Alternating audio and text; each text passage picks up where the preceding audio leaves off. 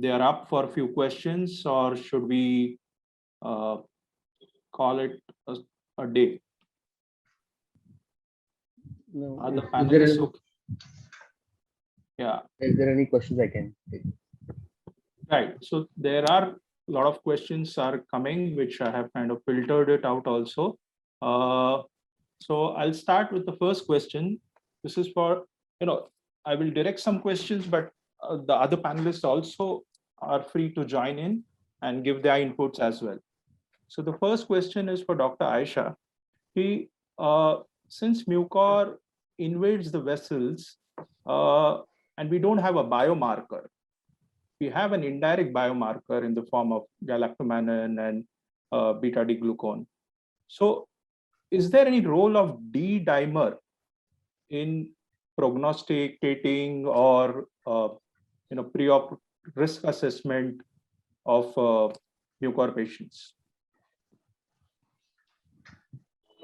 So honestly, I haven't really read anything in particular on D-dimer, but over the past couple of months with the COVID pandemic, I've come to understand that D-dimer is perhaps the most non-specific marker of inflammation or thrombosis, which we're seeing positive in a host of other things as well.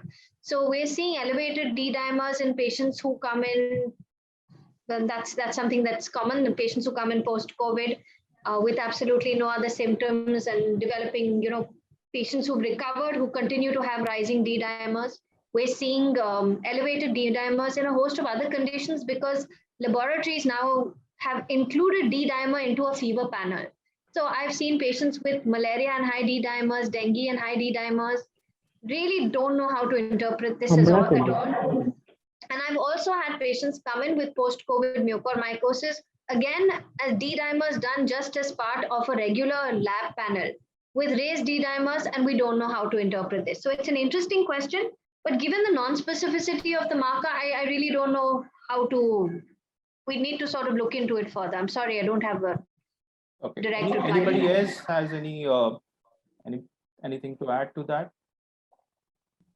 The role of D-dimer as a indirect biomarker, or there is a lot of fear psychosis in the minds of the patients, and we have always been asked, is there a blood test to kind of pick it up early and things like that. Dr. Ayesha, is there an inoculation period of Mucor? Like we have started seeing patients even in immunocompetent patients, young patients. So what is the risk period for a patient who has suffered COVID? How long he should be vigilant and monitor himself to from the risk of getting mucormycosis? That's a tough question, and we'll only know the answer as time goes on.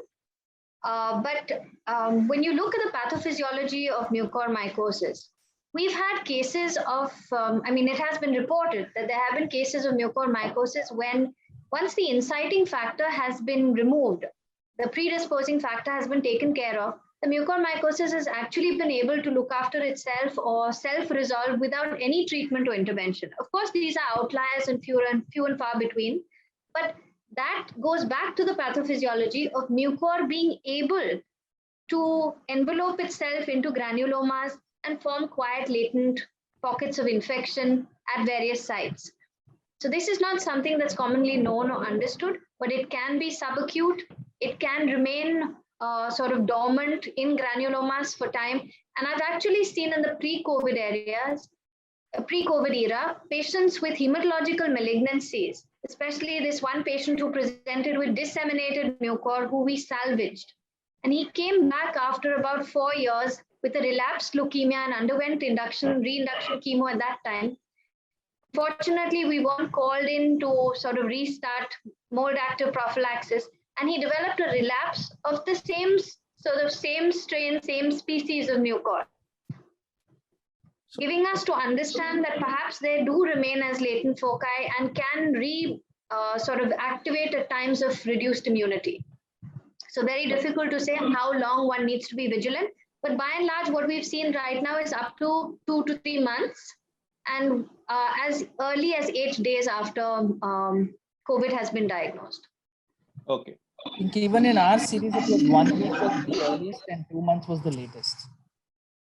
1 week and 2 months. Okay. Hetal, you said a lot of young patients have been affected with mucor. What has been the youngest? Have you seen any pediatric post-COVID-19 patient? No. I have seen a juvenile diabetic pediatric mucormycosis. Okay. Not Gaurav, COVID. have you seen any? I haven't seen any pediatric cases so far, but in Karnataka, we've had 2 cases of pediatric being reported, especially in North Karnataka. That was one was 16-year-old and one was 11-year-old. Okay. There are presently 2 patients admitted in our government hospital. So I think one is 13 and another is 11 years old. But my youngest patient has been 21 years. Okay. So it is not sparing the pediatric age group as well. Dr. Raghuraj, have you seen isolated cases of orbital involvement without nose, paranasal, cerebral involvement? No, I mean, we have not seen a single case of isolated orbital involvement without paranasal, but we are seeing increased incidence of fungal endophthalmitis, endogenous endophthalmitis, and those are actually we are seeing the primaries in the lungs. So aspergillosis and candida, we are seeing a lot more endogenous endophthalmitis, which we would not see otherwise. So we've had increased incidence of endophthalmitis, but that does not. I mean, we've not had a mucormycosis, which is just orbital involvement. Okay. Now this question is open to all.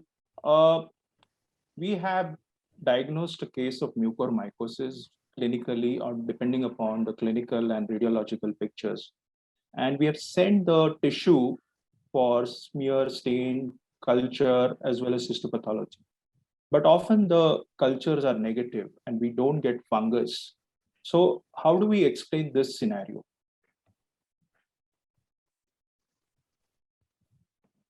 I can take that to begin with. Yes. Mucormycosis is known to be very difficult to culture because the fungal hyphae are extremely fragile. They're very susceptible to homogenization, which is done in most laboratories. And even if you don't do that and you sort of take care to cut the sort of, hyphae and everything, it's still very difficult to culture eventually. To see on smear, you can use different techniques. Even a few doses of antifungal, if given earlier, do hamper the growth or the yield of fungus on culture, and we have seen that as well.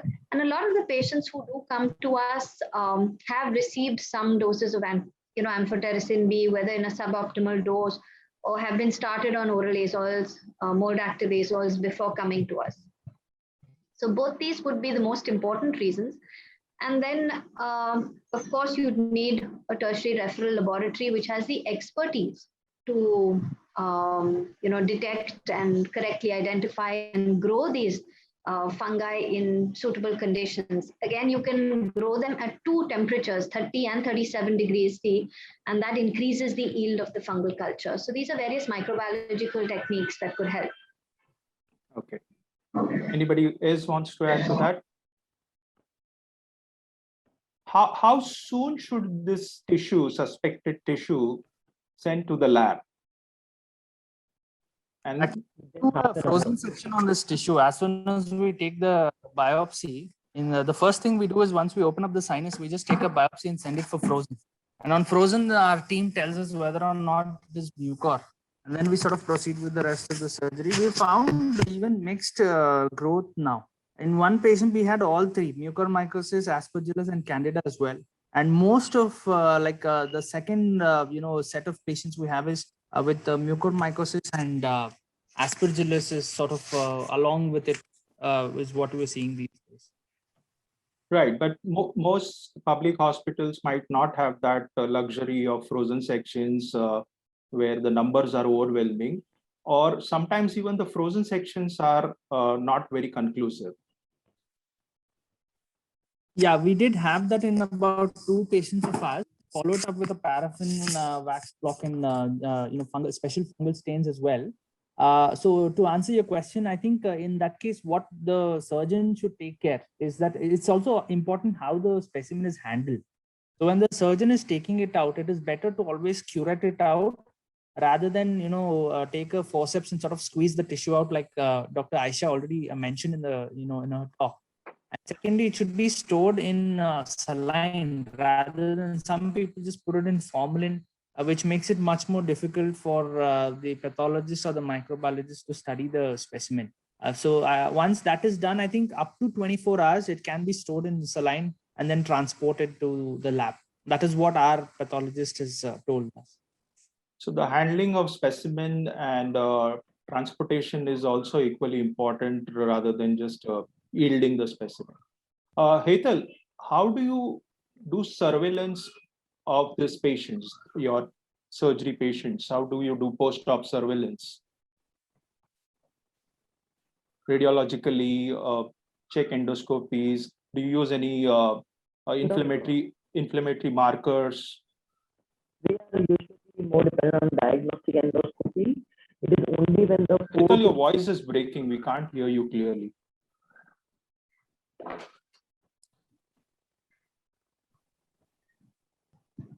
It is mainly because all these patients, we are dependent on endoscopy. It's only when we are discharging them, we are trying to do a endoscopy, the scans. Okay. Anybody wants to add to that? Yeah, we are not doing imaging unless anything clinically changes.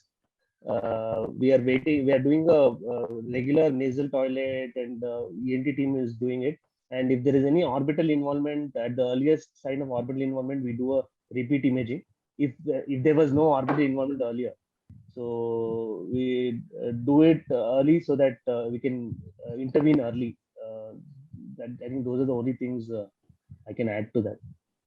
Does serial leveling of CRP and ESR give us an idea that the patient is getting free of disease, nearing to the normal levels, CRP and ESR level? A lot of Actually, papers. It's very inconsistent. We are seeing all kinds of things. CRP also we are seeing. I mean, we are monitoring the CRP as well, but it's not been very consistent. In some patients, it is normal on presentation also. So not necessary. I don't think it is a consistent way to prognosticate or see where the patient is. I mean, whether the patient is improving or not. But I mean, any other? At least our personal experience is that CRP or ESR has not been a consistent marker for the level of mucormycosis in the patient. So how do you determine the end point of your treatment? Is it just the resolution of clinical signs and symptoms? Is it the radiological imaging, or it is your no recurrence or new well healing areas on nasal endoscopies? I think we have to take all of them. So patient should not have any symptoms, at least for about 3 months of follow-up. Second thing is, when you repeat your serial MRI with gadolinium, you should not find any foci or hotspots. If there are any areas of suspicion, whether it is mucus or whether it is clot, blood clot, whatever it is, or if there is any area where you feel that the vascularity is even mildly compromised, take a biopsy and make sure that there is no mucor there. So if this is happening for about 3 months, then you can sort of cut down on your follow-ups. But what I tell my patients is that for the first 2 years, I would still like to see you at least every 6 months, because I want to know that their blood sugars are under control and to make sure that they are not having a recurrence of the disease as such.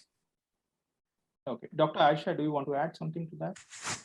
Yeah, so I'll go back to the point about CRP. Again, CRPs earlier on in the disease course are very, especially while the patient is hospitalized, are very difficult to judge because there will be sort of transient rises in CRPs with every sort of repeated surgical debridement or whatever. So CRPs might be useful adjunct once the patient is discharged and you're following up on on maintenance therapy, if I can say that. Apart from that, I would sort of agree with Dr. Gaurav here that it would have to be a conjunction of all things, clinical, radiological, as well as the check sort of endoscopies that are done to see that there isn't any disease recurrence. More importantly, I would like to actually ask the panelists that with our first wave cases that are coming back to us, we are seeing that they're clinically improving, that there is no, as you are saying, MRI showing new radiological hotspots or whatever, but and despite being on treatment, on optimum treatment, despite having received a full course of amphotericin B because it was available during the first wave, we're still seeing progressive destruction of the bones of the face. Right? Despite everything else having quietened down, the eye having quietened down in most cases, patients improving symptomatically, good glycemic control, but just marked ongoing sclerosis and destruction of the facial bones, especially the maxilla, the zygoma. Are any of you seeing this, and how do you sort of respond to this? What do you do? So I think I feel it is an initial destruction itself, which was at that point of time it got controlled because of the amphotericin going on and all. So it may not be progressive because of that. So after we have stopped the treatment, it is still that indolent form is still present, and it just locally it's locally destroying the bone as the patient, because there's not much blood supply to that area.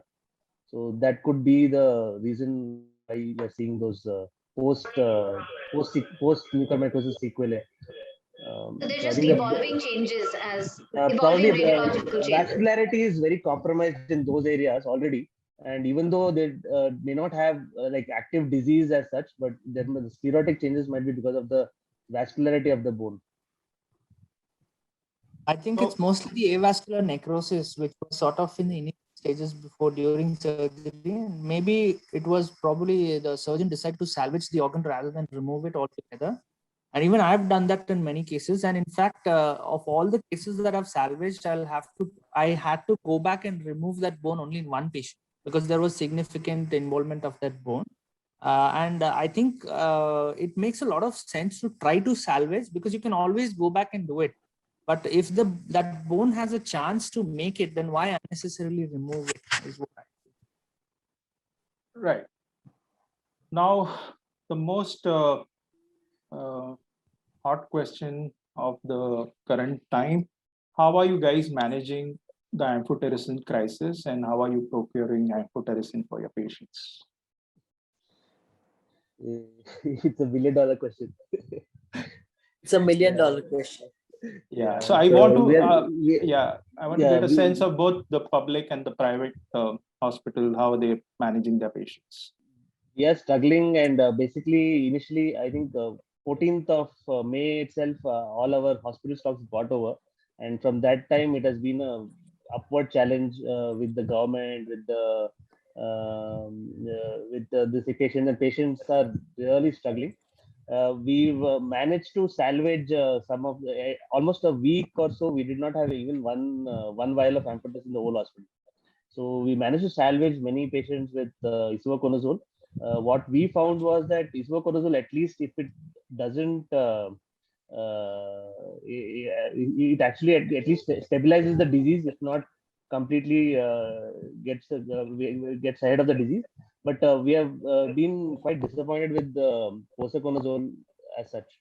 IV isavuconazole, I mean, there's no study as such done, but from our experience, we feel IV isavuconazole as at least it can be used as a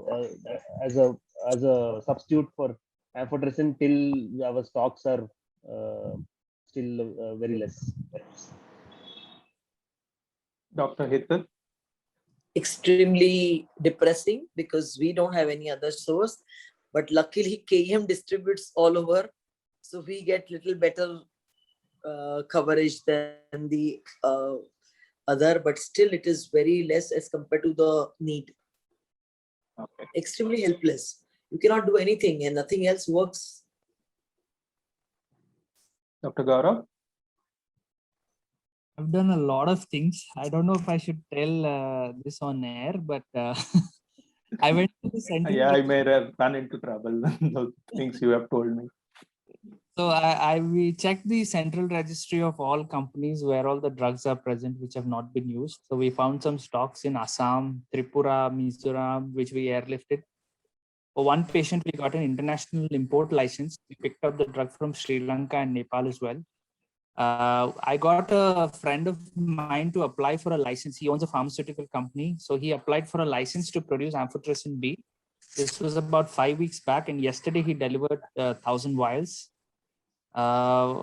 We've done lots of things, but our main goal was we don't want to leave our patients hanging there, by a thread of hopelessness. We didn't want to be even negligent towards our duties and responsibilities for our patients. So we've done a lot of things to sort of get the drug for them. We've not left any stone unturned. That I think I'll just leave it at that. Some of the things we've done are even out of our, profile or job description that we were supposed to do, but we've done it to make the best of it. And like Raghunath said, there was a certain time when even we didn't have Ampho, in spite of all this, because at the time when I had almost 54 patients in my ward, and each one requires 7 vials of Ampho liposomal and or at least 2 vials of plain Ampho B. So I think for about 7 or 8 days, even we didn't have Ampho B, and that was the time when isavuconazole sort of helped us manage these patients. To top it, what we did was we created a separate debridement team. So every day there's one OT which operates and one OT which debrides. So with debridement in the sense that you just under local anesthetic clean the whole cavity and flush with peroxide to sort of make sure that the disease is still well under control. So this way we sort of tried to manage and salvage most of our patients. And also because we are being a little bit more aggressive in the last couple of weeks where there's severe shortage. We're being aggressive early in the disease. Earlier we had some time to think about whether to wait and watch how the antifungals are working, but right now we are actually being a little bit more aggressive.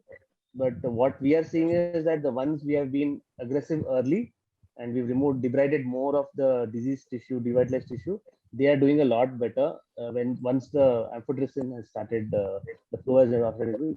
It's getting better. The last 1 week is getting better, but it's not best. But hopefully in a couple of weeks, if everything goes well, we should have better flow of the amphotericin B.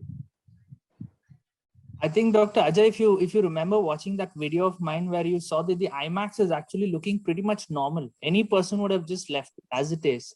But taking the trouble to trace it back and segmentally resect it and find out where the blood flow starts. So that because see, unless there is blood flow, no matter what you push through the veins, it's not going to come till here. And the other problem is if you have a high fungal volume in the proximal part of the vessel, it is just going to keep going on, invading the rest of the vessel as well. So what you want to do is do your best. So like Dr. Raghunath said, because of this phase, it has sort of taught us that you need to be a little more aggressive in your management, even during the in the operating room as well, because you just want to help your infectious disease colleagues' life easier. And at the end of the day, it's not about blaming who didn't do their job. But if you work as a team and you make sure that you do your job correctly in the OR, then your infectious disease person's job becomes a lot more easier in managing these patients. So if you on scan, if you see normal looking retromaxillary area, but if your sphenopalatine is thrombosed, so you're saying he go one level ahead and look in for the hidden fungus. It is like doing a neck dissection. If your level 2 is involved, then you have to go to level 3. So same thing you do here as well. If your sphenopalatine is involved, trace it back and see where it is extending up to. And you'll be surprised in most of these cases, actually, there is involvement is there. So what I always do is actually right now what I'm doing is for my research purpose is I cut part of the vessel if the sphenopalatine is involved, when I trace it back, I cut and I find that there is already microthrombi in a normally appearing vessel also. So if you are relying on a drug like posaconazole, which has extremely erratic absorption, you can't take the chance, because this microthrombus takes 48 to 72 hours to completely clog the vessel off. So there is no point in leaving that behind unless you have full dose liposomal amphobi, which is approximately 6 milligrams per kg body weight, which not everybody is getting now. Most of the patients are coming with only 3 or 4 vials, which is not of questionable benefit in these patients. Right.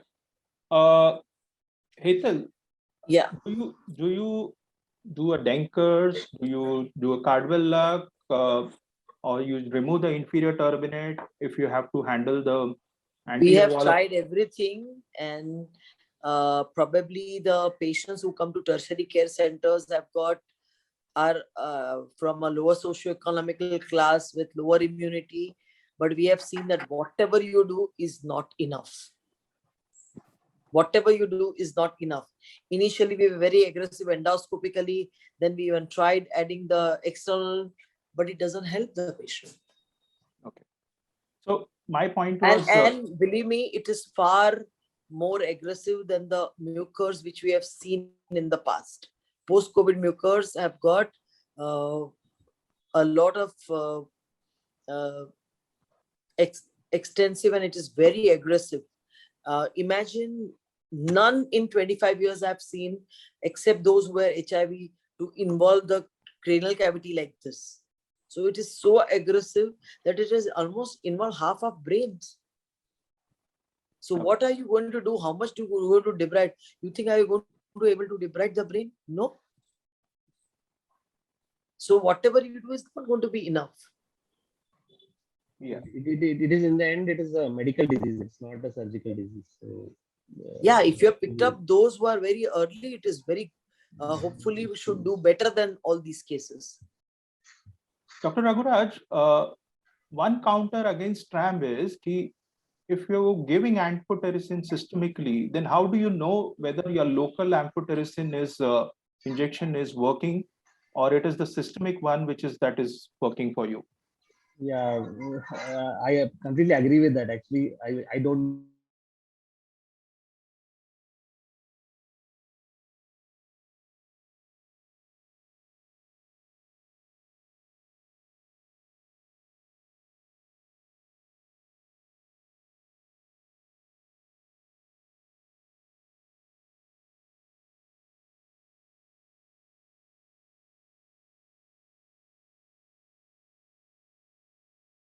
Even the doubtful value, we have reduced the number of cases. Right. That we are giving. Aisha, is there any role of vaccination?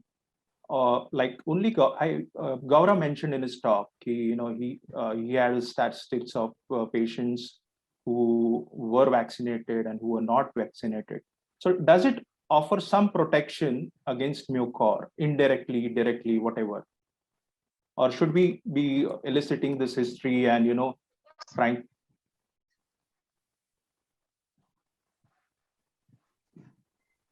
Sorry, I lost you in bits over there, but what I do understand is whether you think vaccination would make any difference to the course of or the probability of developing mucor. Of course, we have no evidence for this, and whatever I say would be pure speculation. But given that we have seen mucor in, I think Dr. Hegde showed us a case where you had a patient with asymptomatic mucor or asymptomatic COVID only picked up on an antibody test. We've also had cases like this. We've had patients with mild COVID treated at home, practically asymptomatic. So I don't see how vaccination would then, have an impact on this, apart from the fact that it should hopefully bring down the total denominator of affected cases with COVID. But those infected, I don't see how vaccination might change the course of things. If I could just come in here for 1 second and talk about the other two azoles, which were discussed a little earlier. In the pre-COVID era, we did have patients who for some reason could not receive amphotericin B, who, with pulmonary mucormycosis in whom we couldn't debride effectively when they had bilateral lesions. In other sort of cases of mucord where it was difficult to reach spaces of sites of infection, and we have gotten away in the past, even with extremely poor bioavailability of liquid posaconazole before the tablets were available, before isavuconazole was available. Of course, again, these are just stray anecdotal cases. But even now, we do the serum posaconazole levels. And with the earlier liquid formulation, we used to really struggle to achieve levels. But the current tablet that we have, the DR tablet that we have at the moment, has shown extremely promising sort of results in terms of the levels achieved. We've achieved levels very easily, consistent levels, and we've seen rather good results in patients in whom we haven't been able to procure amphotericin B4. Of course, it's too early to say during this phase. We'll have to see how time goes on. But in our first wave patients who were then followed up with posaconazole or isavuconazole, again, very promising, but not much data. And whatever it's based on, the vital study is a very small study, retrospective, observational, nothing to really go by. But I wouldn't completely sort of push posaconazole out of the arena, especially if you have the means to do drug levels, because we're achieving drug levels with the drug. It's a cheaper alternative, and it's working well for us. Dr. Raghuraj, you mentioned there was no PL, probably central retinal artery occlusion or ophthalmic artery occlusion, and you decided not to exenterate the eye. So wouldn't it be like leaving the disease in the eye, which will later on kind of blow up the eye? No, I mean, it's a vascular cause. Usually there is no disease in the eye. It's basically the vessel. So there is no thrombus. There is no thrombus there. There is a thrombus.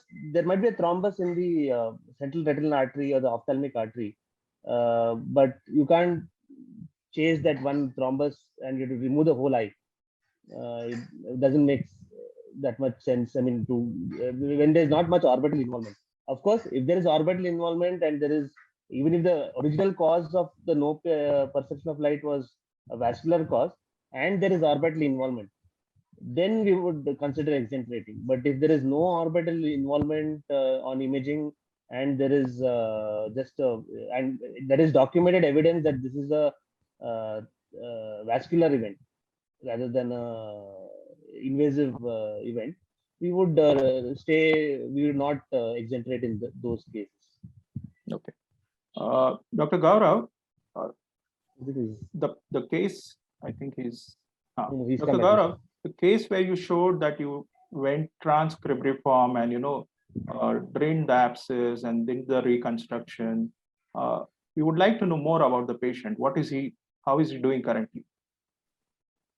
He is doing fine, actually. We had 4 such cases where we had an initial intracranial involvement, and we actually did, remove all the abscess transnasally and then reconstructed it. The only thing that I usually do especially in these cases, is that whatever the tissue that I'm placing along the skull base, I make sure I dip it in gentamicin. And then if I'm inserting fat intracranially, then that has to be dipped in gentamicin, and then the overlay also as well. Out of these 4 patients, one of them progressed to develop an abscess which was about 5 centimeters big, which required an open approach to sort of drain and clear out. And even after that, he is doing pretty well so far. We always tell the patients and the parents as well to keep the prognosis. The prognosis is always going to be guarded in these sort of patients. But we also do a daily counseling for these patients and sort of reiterate the fact that they may not do well. And also the financial team separately talks to them with regards to the costing and whether or not they want to pull out or they want to continue. It is all up to them. But if the patient and their attenders are willing to fight, then we would want to, help them do that. What generally we have seen is once it goes intracranially, then the mortality is almost 50%. Very high. Yeah. It goes directly to 80%. So I had a patient like this, which transcribriform, he developed cerebritis, and then he had superadded infection. He went into septicemia, and then he eventually died. Any final thoughts before we close the session from each of you individual participants? I think I have a question for Dr. Aisha, if I can. Sure. Being an infectious disease specialist, when do you think this is going to stop?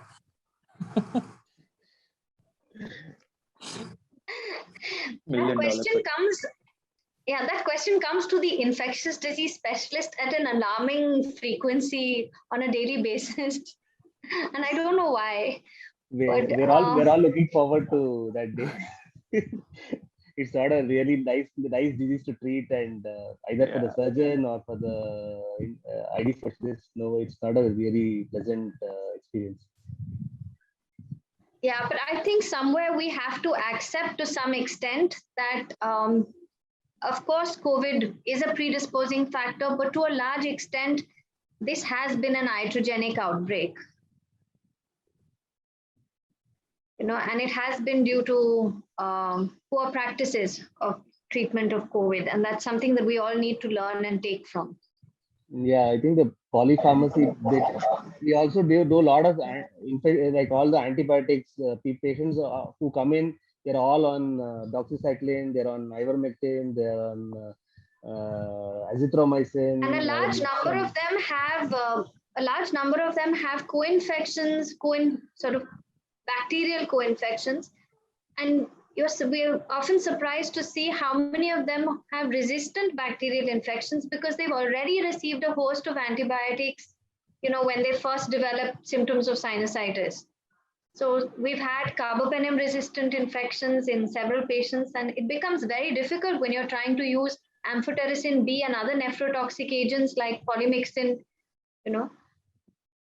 I think we should reflect on, the medical community itself has reflect on the number of drugs we give patients on just empirical value, not on any clinical signs or just so many patients on lots of useless drugs which are very limited value in patients, and that could be somewhat contributing to the increased number of incidences in India itself, because a lot of the risk factors are all the same all over the world, but why India should have it, I think we should reflect on why it's happening. So I wouldn't put the blame solely on steroids.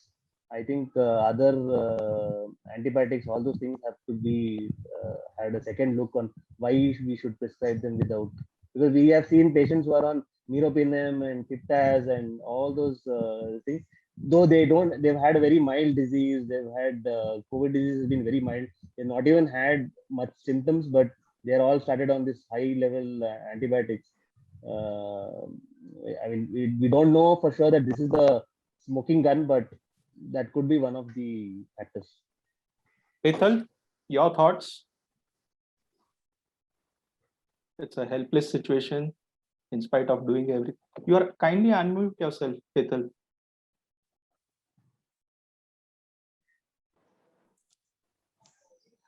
I will not blame only to the wrong practices and use of steroids. It is something to do with the viral infection.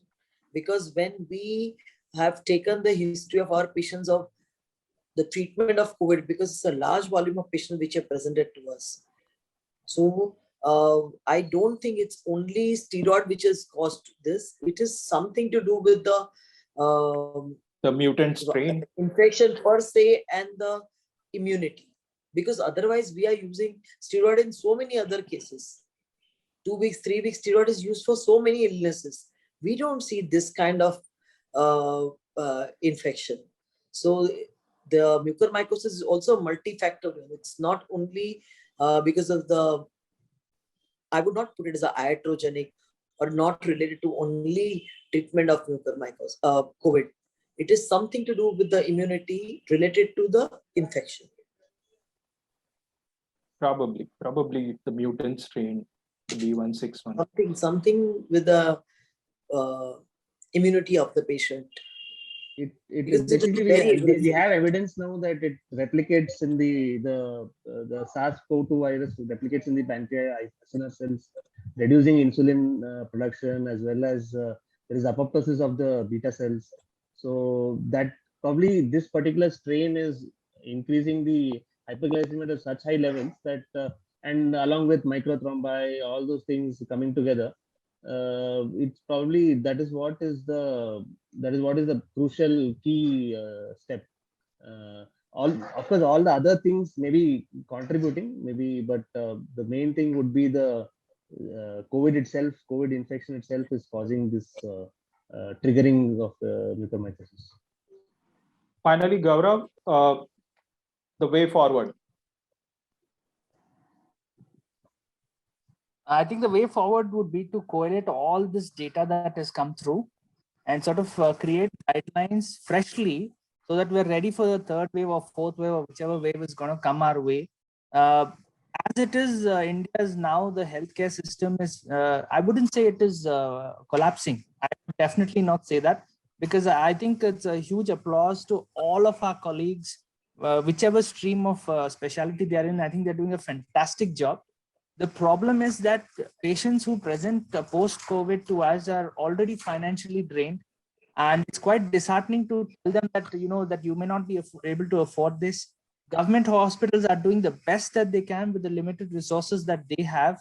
But ultimately, there is going to be some spillover which comes through to our doors. I think we need to collate all this data, sit down and analyze as to what is the common factors that we're seeing in these patients and sort of make a recommendation qualitatively.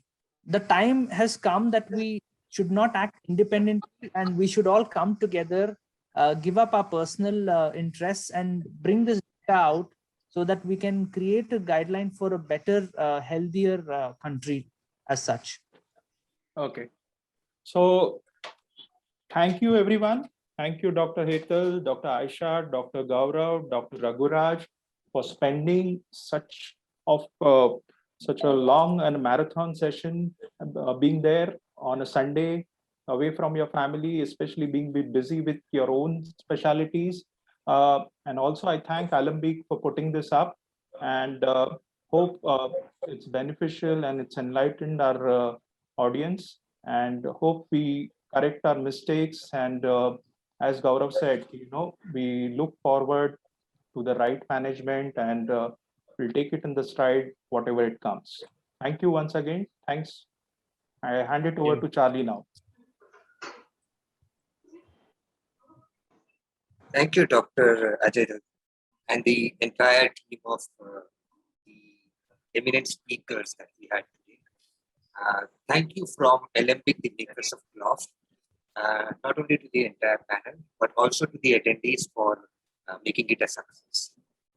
We look forward to you for more and more programs in the future.